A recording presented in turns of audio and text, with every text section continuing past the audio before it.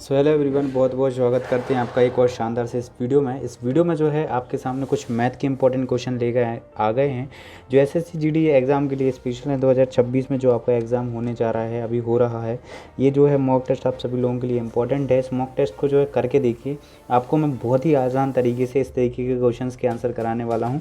यहाँ पर क्वेश्चन क्या बोला गया है, क्वेश्चन बोला गया है अजय है एक, ठीक है, अपनी आयु का जो है मतलब कि अपनी आय का जो है 72% जो है खर्च करता है, ठीक है। उसकी आय में जो है 15% की वृद्धि होती है और वह अपनी खर्च में जो है 5% की वृद्धि करता है।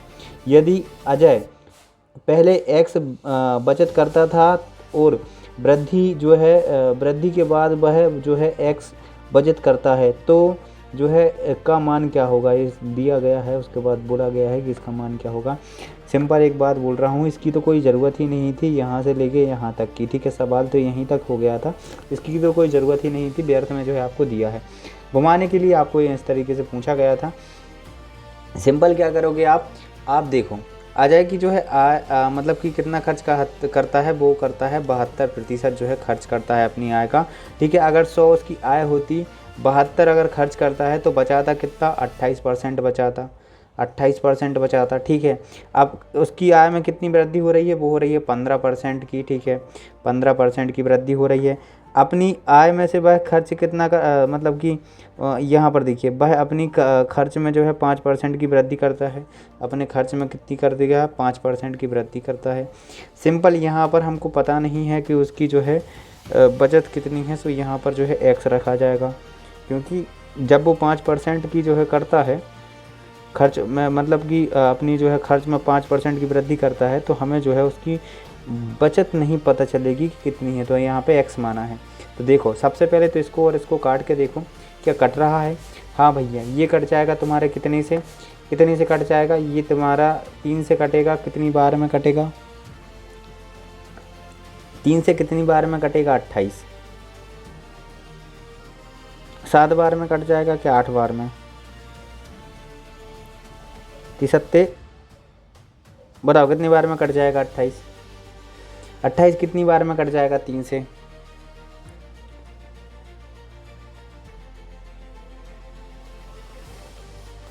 भैया ये कट जाएगा तुम्हारा, कितनी बार में कटेगा 28 3 से, फटाफट से बता दो।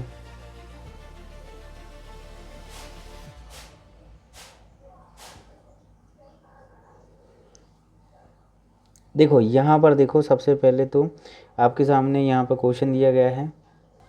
देखो भैया, 3 से नहीं कटेगा, सॉरी, 4 से कट जाएगा। 4 से कट जाएगा 7 बार में, ठीक है। तो यहाँ पर जो है 7 हो जाएगा, और यहाँ पर जो है आपके सामने ये कितने से कट जाएगा, ये 18 से कट जाएगा।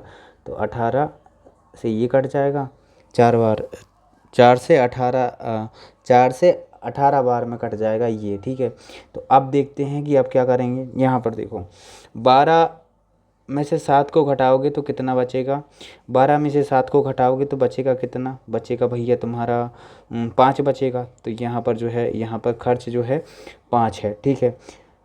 अब यहाँ पर एक चीज़ देखना, 18 में से 18 और 12 को जोड़ दो तो कितना हो जाएगा। 18 और 12 को जोड़ दोगे तो तुम्हारा यहाँ पर 0 की 1 हासिल चली, 1 2 ये और ये 3, ठीक है।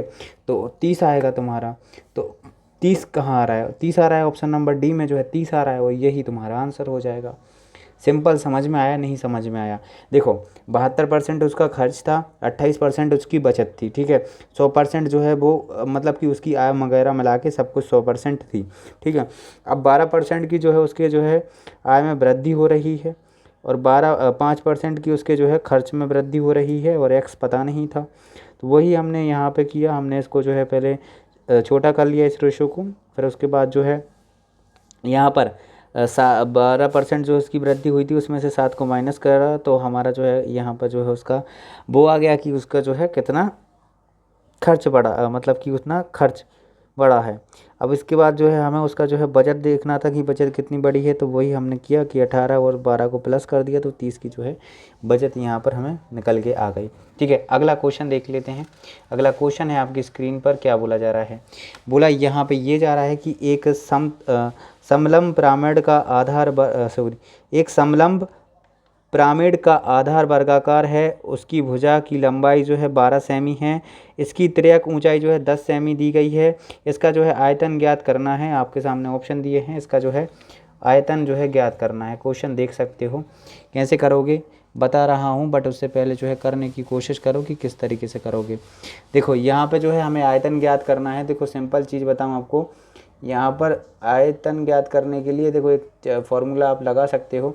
क्या लगा सकते हो? देखो सवाल बहुत बड़ा है, अगर इसको करने बैठोगे तो बहुत जो है समय बर्बाद कर बैठोगे अपने को एग्ज़ाम में। ठीक है, एक लॉजिक बताता हूँ। पिरामिड की भुजा को आधी कर देते हैं, लेकिन उससे पहले अगर इस तरीके के क्वेश्चन आते हैं तो हम जो है पाइथागोरस मतलब कि ट्रिपलेट को याद रखना पड़ेगा आप लोगों को। ठीक है, क्या करोगे, लॉजिक बताता हूँ। पिरामिड की भुजाओं की आधी कितनी है, यहाँ पर देखो, यहाँ पर जो है भुजा की लंबाई 12 दी गई है, तो यहाँ पर जो इसका आधा कर लोगे तो 6 हो जाएगी। ठीक है ना। और तुम्हें पता है कि तिर्यक ऊंचाई यहाँ पर 10 दी गई है। ठीक है, तिर्यक ऊंचाई 10 सेमी दी गई है। तो क्या है बात यह है कि हमें पता है कि जो है 6, 8, 10 का जो है एक ट्रिपलेट होता है। 6, 8, 10 का जो है एक ट्रिपलेट होता है, याद होना चाहिए तुम्हें, है ना। इसको जो है याद कर लेना, 6, 8 और 10 का जो है एक ट्रिपलेट होता है। तो यानी हमें सीधा पता चल गया कि 8 जो है क्या है, 8 जो है सीधी ऊंचाई हमें यहाँ पर मिल गई। 8 जो है ऊंचाई हमें सीधी यहाँ पर मिल गई। ठीक है, 8, 6, 8 और 12 का तुम्हारा सीधा 6, 8 और 10 का तुम्हारा क्या होता है, ट्रिपलेट होता है ना। यहाँ पर तिर्यक ऊंचाई जो है 10 दी गई है, और यहाँ पे जो है हमें ऊंचाई जो है हमें यहाँ पर 8 मिल गई है ना। और 12 का जो है तुम सीधा अगर आधा करोगे तो 6 होता है, इसलिए जो है 6 यहाँ पर। अभी इसको सॉल्व करते हैं। देखो इस सवाल को सॉल्व करने के लिए एक फार्मूला मैं बताता हूँ। सबसे पहले तुम्हें निकालना है, डायरेक्ट फार्मूला है b बराबर, है ना, 1/3 इंटू 12, क्योंकि हमें जो है 12 दी गई है, 12 इंटू 12 का स्क्वायर और ऊपर जो और जो है 8, ऊंचाई 8। ठीक है, इसको सॉल्व करते हैं तो b बराबर 1/3, 12 का स्क्वायर कितना होता है 144, और 8 का 8 रखना दोगे। ठीक है, ये कितने से कट जाएगा, ये कट जाएगा तुम्हारा कितने से, b बराबर 1/3, और ये कितने से कट जाएगा, तो ये कट जाएगा तुम्हारा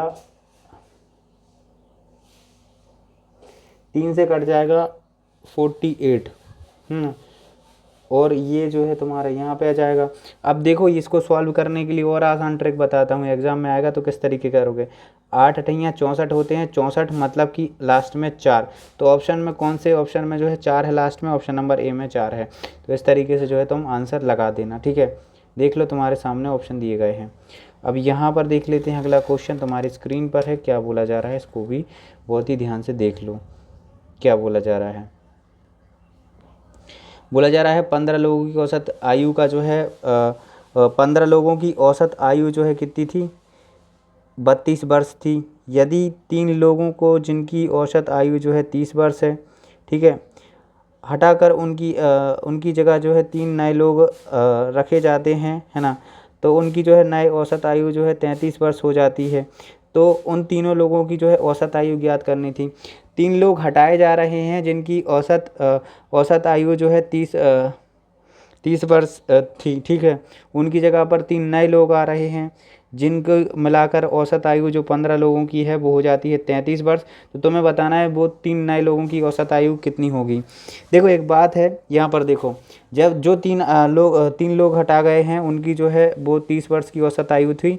ठीक है, अच्छा 30 वर्ष की उनकी औसत आयु थी, और यहाँ पर जो है औसत में वृद्धि कितनी की हो रही है, 1 की हो रही है, कि पहले औसत जो है 32 थी, अब जो है 33 हो रही है। तो एक बात याद रखो कि 15 लोगों का औसत 1 प्लस हो जाएगा, या फिर 15 लोगों का औसत जो है 3 लोगों के बराबर होना चाहिए। तो यहाँ पर 3 लोग कम हो रहे हैं तो सबका औसत जो है 5 हो जाएगा, तो यहाँ पर जो है 35 हो जाएगा एक व्यक्ति का, है ना, एक व्यक्ति का 35 होगा, तो तीनों का जो है यहाँ पर 35 हो जाएगा। तो इन तीनों लोगों का कितना आएगा, 35 आएगा। तो ऑप्शन नंबर किस में दिया है, 35 ए में दिया है ना। ये तो भाई सॉल्व करने की ज़रूरत ही नहीं थी। देखो जब 15 लोग हैं उनकी 32 वर्ष जो है आयु का अनुपात है ना, यहाँ पर अगर 3 लोग को बढ़ाया जाएगा तब कितना होगा, तो भाई देखो 15 लोगों की जितना बढ़ाया गया, मतलब कि ती पाँचे 15 होता है। तो जब तुम पाँच पाँच लोगों को मतलब कि 5-5 डिवाइड करोगे, जब तुम इनकी जैसे 30 है, 30 में 5 करोगे तभी तो 35 होगा। तो 35 ही औसत आयु होगी इन लोगों की, है ना, इन 3 लोगों की, ठीक है। इस तरीके से ये सवाल सॉल्व किए जाते हैं। आई होप आज का सेशन आप सभी लोगों को पसंद आया होगा, ये क्वेश्चंस आपने करेक्ट किए होंगे। मिलते हैं आप सभी लोगों से अगले लाइव सेशन में, तब तक के लिए जय हिंद, जय भारत। लाइक कर देना, अनुराग.informed को जो है सब्सक्राइब कर लेना। लव यू ऑल, जय श्री महाकाल।